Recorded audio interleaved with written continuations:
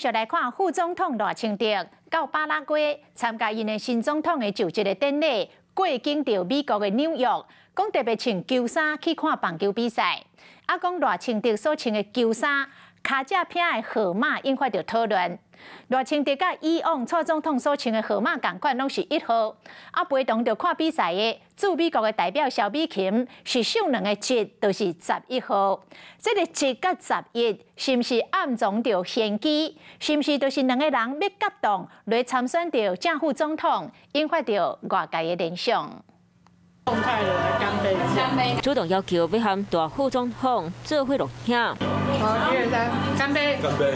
在美国因场佩库拉佮到达纽约的棒球赛事，副总统赖清德出访巴拉圭，伫咧过境纽约上尾一天，来到球场看野球比赛。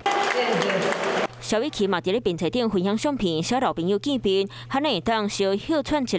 两个人穿的大都会球衫的号码嘛引起讨论。除了分别写英文字的赖和台语音美琴，赖清德是1号，萧美琴是11号。那准则是罗马数字的1和T，咁是代表萧美琴会当来台湾担任赖清德的副手。萧美琴的po文底啊，都真侪网友敢若拢真支持赖萧配。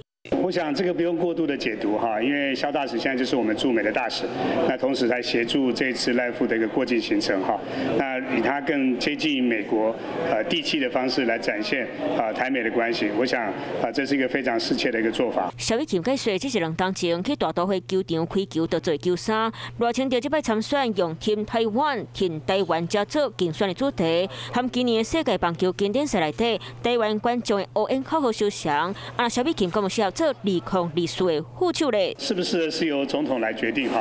萧美琴是我们台湾非常优秀的外交官，也是一个非常优秀的政治人才。会当肯定是萧美琴出场的外交能力，一定会替赖清德加分。